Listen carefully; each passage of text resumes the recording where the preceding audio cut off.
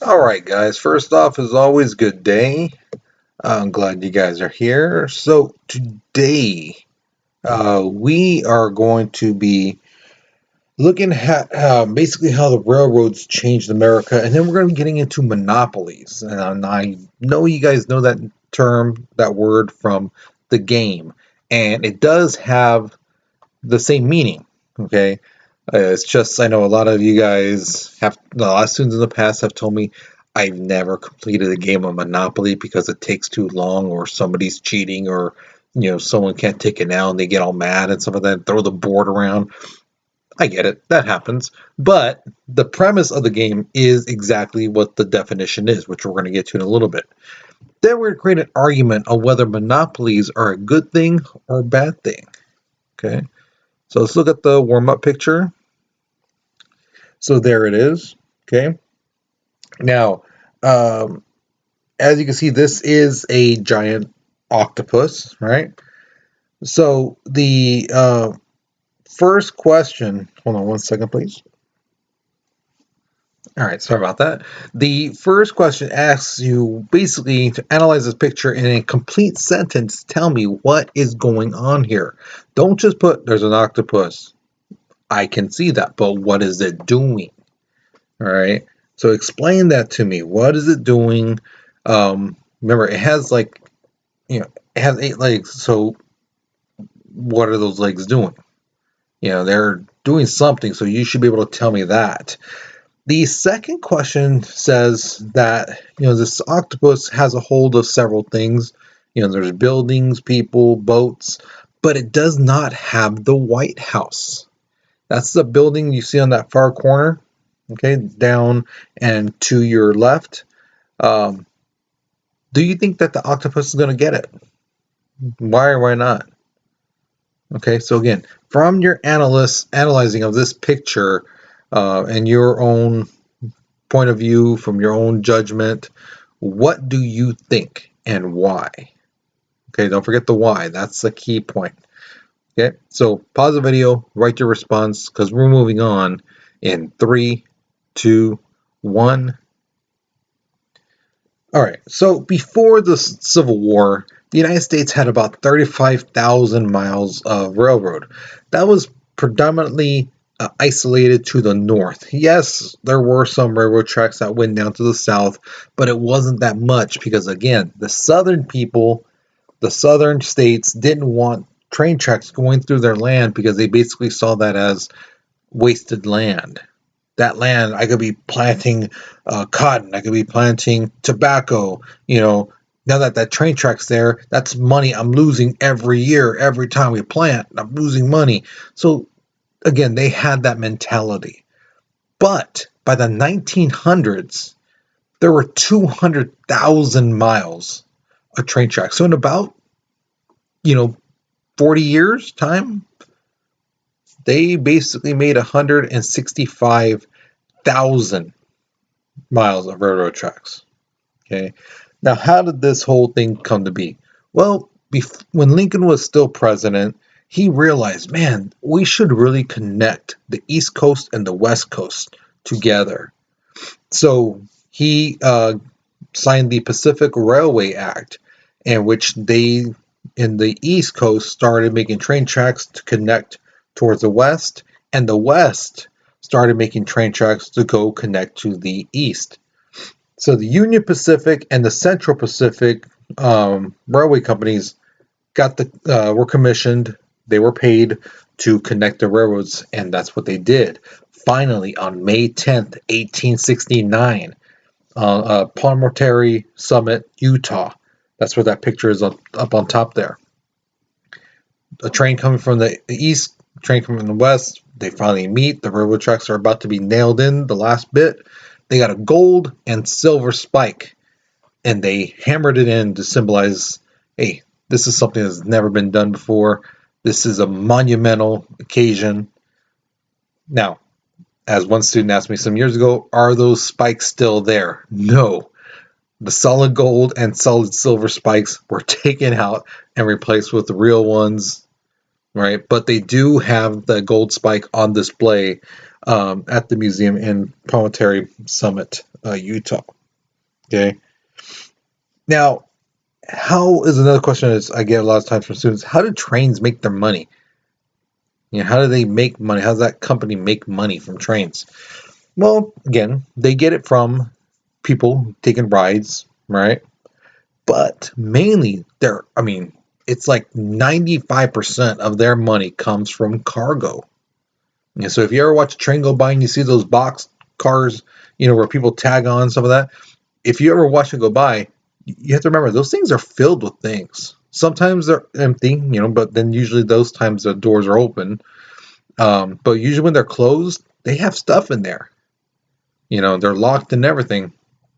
And that's how they get paid. They charge however many tons of stuff weighs and how far they're traveling. Now, when trains were first starting, they used to charge like for every ton, they would charge 2 cents per mile. So if something was going, I don't know, from San Francisco to Chicago, say that's 1,000 miles. That would be like $20.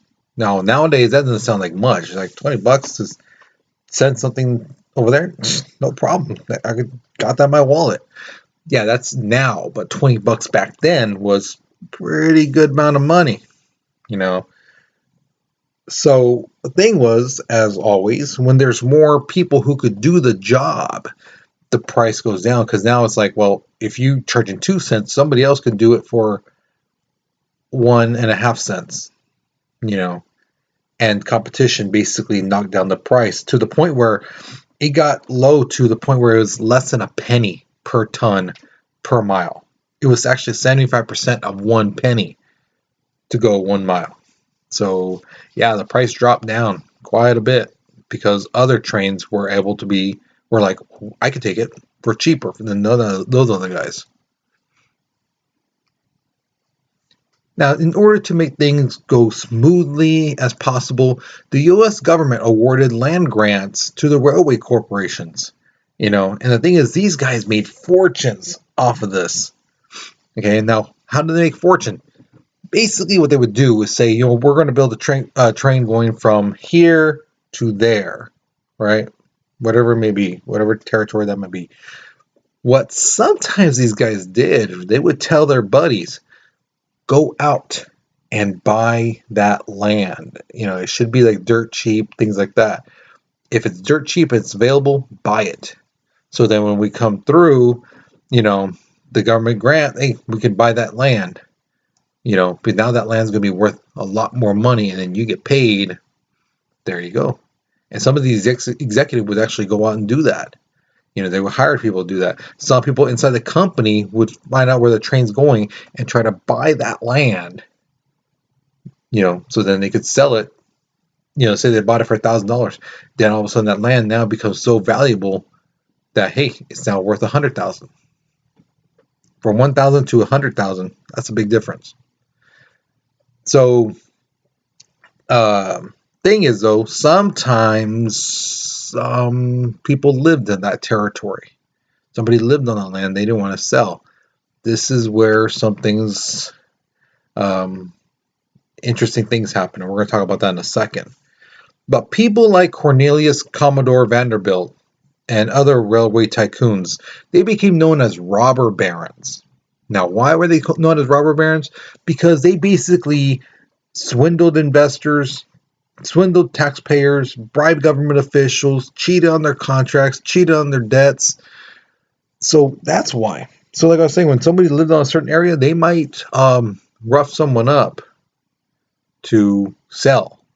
Usually what they would do is like, okay, you won't sell this land. How about if the land is worth $5,000? We'll pay you $10,000 because they know that land's gonna be worth like $100,000. Okay, fine. 10,000 don't work. 25. 25 don't work. 30. 35. But after if the person's like, no, I'm not selling at all, no matter what the price is, then they know, okay, now we have a problem. So they would do things like sometimes the person Some paperwork got lost that said that that person owns the land. You know, kind of stuff happened. You know, so they would bribe government officials. You know, also what they would do is swindle investors. What in that case means would be like, let's say you guys, I have a railway company. You'd say, hey man, Mr. Martinez's company is making money. We should put some money into that company, and when he makes a profit, we'll make some money. Okay, that's what investing is. So what they would do is they would give you guys would give me the money, and then I'd be like, oh man, I'm sorry, my company didn't make any money. Darn it. But what I would secretly do is create a dummy company, and then that dummy company would be actually the one where the money is going to. You know, they would get the money. I own that dummy corporation, but on paper it said I lost money. And that's why I would tell you guys, the investors, I lost money. I'm sorry. Darn it. Maybe next time. But in reality, I made money, but I put it into this other company. And then I keep that money and yours. That's the kind of stuff they did.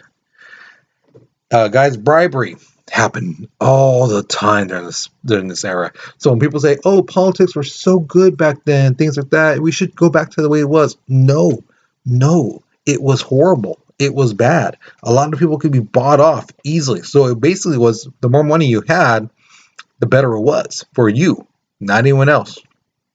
If you're an average Joe, things like that, bad time for you. So when I hear people say that, I'm like, you don't know your history. All right, so here's your first question.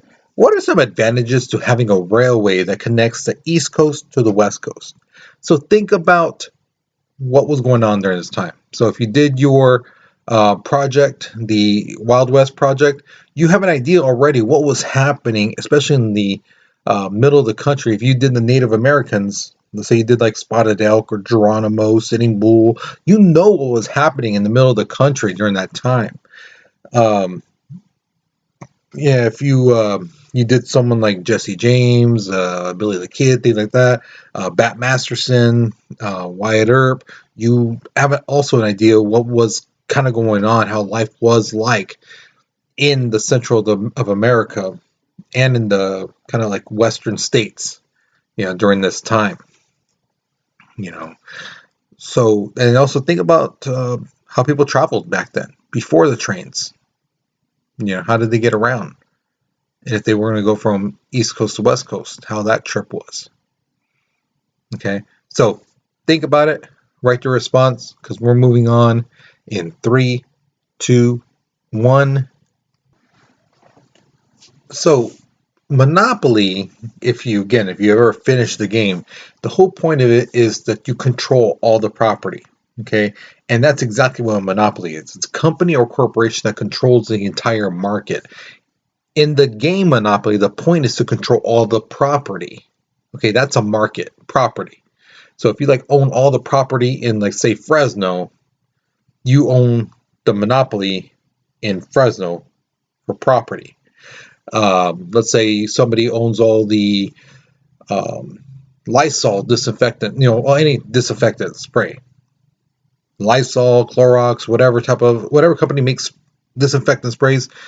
If one company owns all of them, they own a monopoly on that. Because that means you can't buy disinfectant for anyone else. Because if they change the label, they change the name, that one company owns it all. That's a monopoly. Now, there's some people who say, monopolies are really bad because they say, hey, if you can't buy a different variation of that product, then they're going to raise the price. So let's say it is disinfectant. Like right now, we need disinfectant because of what's going on in the world and with COVID and things like that. So if one company owns all the disinfectant, then we have to buy from them. So they could raise the price if they wanted to. What are we going to do? We're going to make our own homemade disinfectants, things like that. We might have to if the price gets too high. Now, people who support monopolies basically said, no, no, no, no, no, no, you're getting it all wrong. See, corporations who have a monopoly, they're going to keep their prices low. They wouldn't raise it up. They're going to keep it low. Why would they keep it low? Because they don't want somebody else to find a new solution, an alternate to the disinfectant. You know, they don't want somebody to find that there's something they can create that kills 100% of diseases, 100% of germs and things like that, instead of 99.99%. You know, they don't want that. So they'll keep the prices low.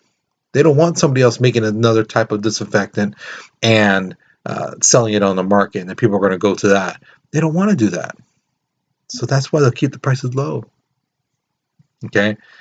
Now, to own a monopoly, it is illegal in many states, you know, and our nation, our country as a whole, looks down upon it.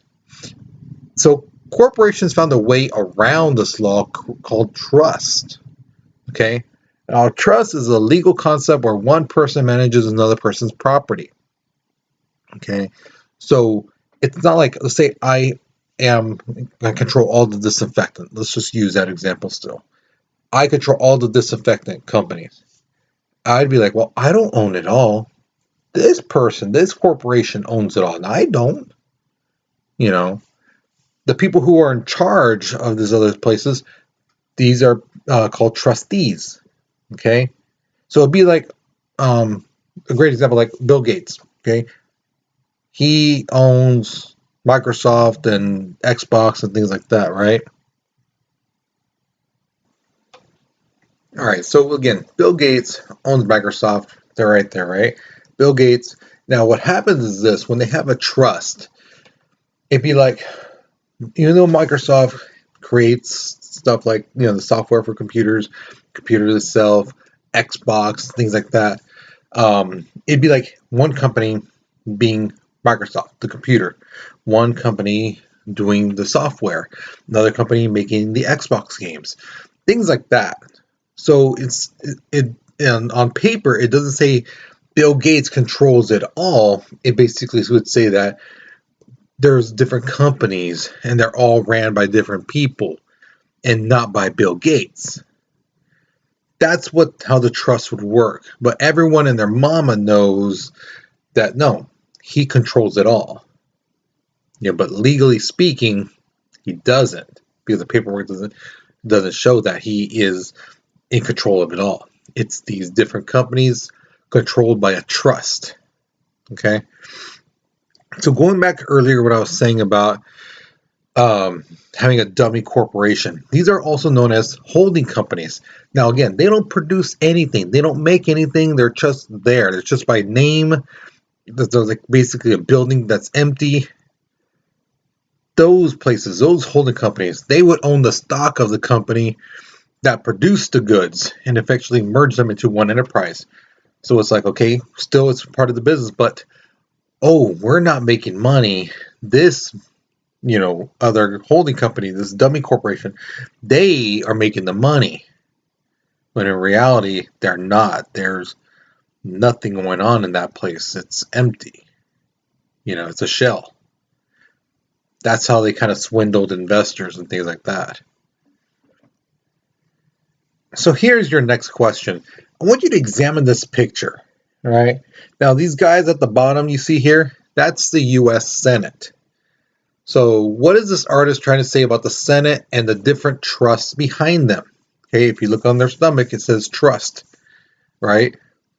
Now, tell me, second part of the question is, what do you notice about all the trust? So you see steel beam trust, copper trust, Standard Oil trust, iron trust, sugar trust, tin trust, coal trust, and there's a bunch of them. So what do you notice about all of them?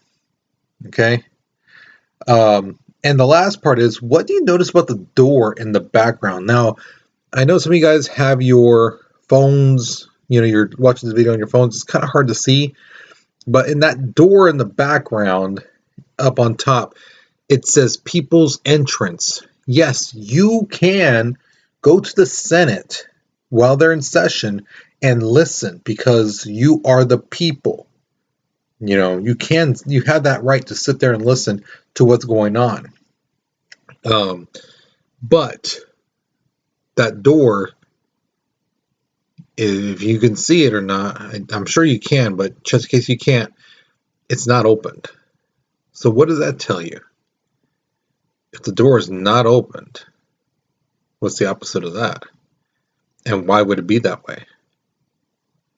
Okay, so think about it. Write your responses, okay, because we're moving on in 3, 2, 1. Oh, and I forgot one more thing. These guys at the Senate, look at where some of these guys are looking at. Look where they're looking. Follow their eyes, their heads, their body posture, and that will tell you a lot, okay, about the Senate and these trusts. Okay, so look at that. Now we're going to talk about two major monopolies that happened during the Second Industrial Revolution. One of them was the Carnegie Steel Company, which is now known as U.S. Steel, and the Standard Oil Company. Okay, now the Carnegie Steel Company was controlled by Andrew Carnegie, which is the guy on the top picture. The other person who was in charge of Standard Oil was John D. Rockefeller, he's on the picture on the bottom. These two guys were very competitive with one another, and each of them tried to be richer than the other and things like that. And they end up being two of the richest men in U.S. history. And if I remember right, I believe it's Rockefeller. I think he's like fifth in the history of the world, all-time richest people. He's like fifth all time. I want to say it's fifth. It could be a little bit higher, it could be a little bit lower, but I think 5 is what it is, where he's at.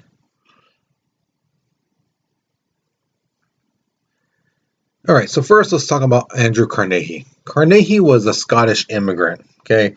Now, he started working for this railroad executive guy named Thomas Scott. Now, Scott had a lot of employees, but when he saw how Carnegie was, and he was like, man, this kid he's a go-getter. This kid's really smart and things like that. Anything he needed, he was there saying, yeah, I can do that. I can do that. I need someone to run this to this other place. I can do that. I need someone to go through these numbers, make sure they're right. I can do that. I need someone to read through this proposal and things like that. I got you. I mean, Scott was very impressed with him and basically shows him the ropes of how business works and things like that. So when Carnegie is old enough, he creates his own company called the Keystone Bridge Company. Now, they get a contract to build a bridge across the Mississippi River. Okay? Problem is, iron is not a good metal to use because, again, it's near water, it can rust and things like that, and it doesn't have the strength. So you would have to have pillars like here, here, here, here, here, and here, to support a lot of weight going through. So Carnegie was like, I need something else, some other type of metal. So then came steel. He's like, all right, steel. So he went overseas and he realized that, in the U.S., they are making it wrong, They're making steel, but that's not the wrong part. The wrong thing is how long it takes them to make it. He's like, no. So he looked at other places around the world, and in Europe, he found out that, hey, they make it pretty fast. They don't waste a lot of resources to make steel, and it's pretty efficient how quickly they can make it. So when he comes back, he says, okay, I can make steel, but I can make it faster. The average time was about 2 weeks to make steel. He did it in 15 minutes. So it's like I told people in class, if your car was busted, would you take your car to somebody who says, oh, I can fix it in 2 weeks? Or would you rather go to somebody who says, I can fix it in 15 minutes? They're going to charge you the same, and your car is going to be fixed. Who would you go with? Now, if you're saying, oh, I'll do the 2 weeks person, you're just being difficult because you would definitely go to the 15-minute person. That's saving you so much time and things like that. That's what people do. They go to him. So he starts making this bridge, and it's a success. people are like, wow, this metal is really strong, it's durable, and things like that. So people start buying from him, and his friend Thomas Scott basically says, you know what, I'll help you with your first steel plant. So this is a factory that's going to make nothing but steel. Purely, that's all they're going to do. And right away, he's a success. People are buying steel for, they were going to replace all the railroad tracks. Instead of iron, they're going to put steel. All the bridges are now going to be using steel. And even buildings, because now people are like, well, we should build up in cities because we can't expand anymore. We need to build up. Iron, yeah, it's a strong metal, but it's not as strong as steel, so let's use steel. And that's what they do. Still to this day, they use that. So, all right, now John D. Rockefeller came from a middle-class family, right? At a young age, this kid was hustling. He was selling anything and everything to people. He was selling candies. He was raising turkeys. He would do odd jobs for people. People would be like, well, this chicken coop needs to be clean. He'd be like, how much? Someone needs to pick up the dog's poo. How much? He just was working. He was always asking, how much? What are you gonna pay? Sad thing is, which is not on the notes here, his dad left him when he was young, and his dad took all his money. Yeah, it was kind of a bad thing. 1863, 4 years after the first oil well was drilled in Titusville, Pennsylvania, Rockefeller and several partners entered the oil industry and invested in this little Cleveland refinery. Okay. Now, 2 years later, Rockefeller basically bought out his partners. It was like, hey, yeah, we're making some money, but it's nowhere near. How much would it be for me to buy your share of this company? And he bought them out. 5 years later, in 1870, with his two brothers, they formed a group, and they called it the Standard Oil Company of Ohio. Now, instead of underselling his competitors, Rockefeller did something else. He tried a different tactic, which was basically, how much do you want? So he would go to an oil refinery somewhere in Ohio and be like, okay, look at, you guys are making like $10,000 a year, right? Okay. How about I give you $70,000 right now? That's 7 years worth of income that you guys would typically be making with this. I'll give it to you right now. You just give me the name, the company, and everything that's in this company. I'll, give me it all, and I'll give you $70,000 right now. 7 years worth of the money you'd be making right now. Some company might be like, well, make it 100,000. How about 85, 90? Cool. And he'd buy them out. He bought out the competition, and by 1882, this is true, 90% of the oil refineries, all the machines that were up there pumping oil out and stuff like that, for every 10 there was in this country, he controlled nine of them. It's ridiculous how many oil wells he owned and how much oil they were piping out in our country at that time. So when I hear students ask me, why are we buying oil from Saudi Arabia and, from Middle East areas? Because during this time, Rockefeller was pumping all this oil out of our country and selling it. That's how he became so rich. That's how that family became immensely rich. And that's why we have no oil now in our country, because he basically pumped it all out. Okay.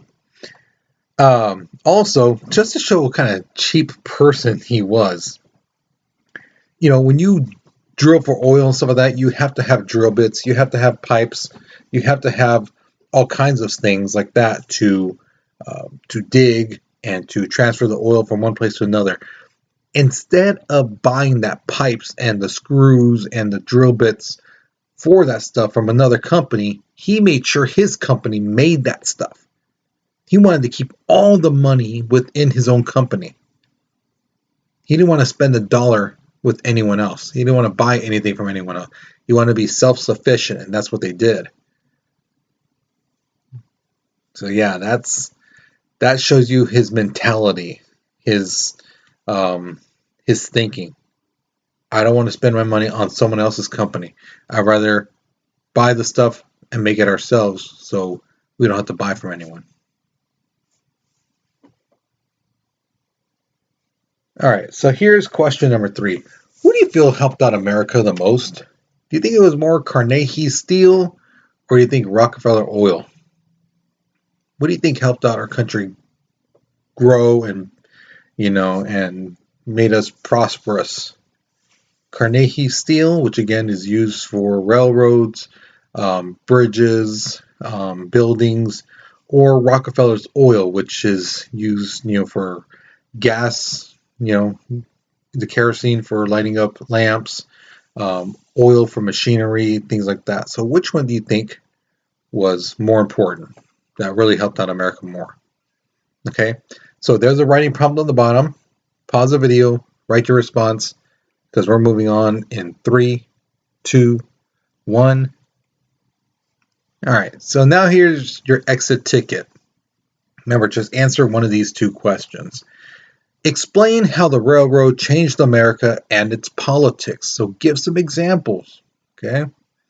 The second one is, do you believe monopolies are a good thing or a bad thing? And explain why you believe that. So if you forgot what a monopoly was, go back about 10 minutes, 15 minutes or so, and rewatch that whole part about the monopolies, okay? And explain to me why you feel that's a good thing or bad thing, okay? Once you finish this exit ticket, you're done for this lesson, all right? So you guys, hopefully you learned something new. Hopefully you truly enjoyed this, and you got a new understanding of how things were back then. The next lesson is going to be about cultural communities, and then the one after that is going to be one of my favorites, which is Tesla versus Edison in the current wars. That's one of my favorite lessons to teach about, so be ready for that one, okay? So you guys, you take care, be safe, and I'll see you guys later, okay?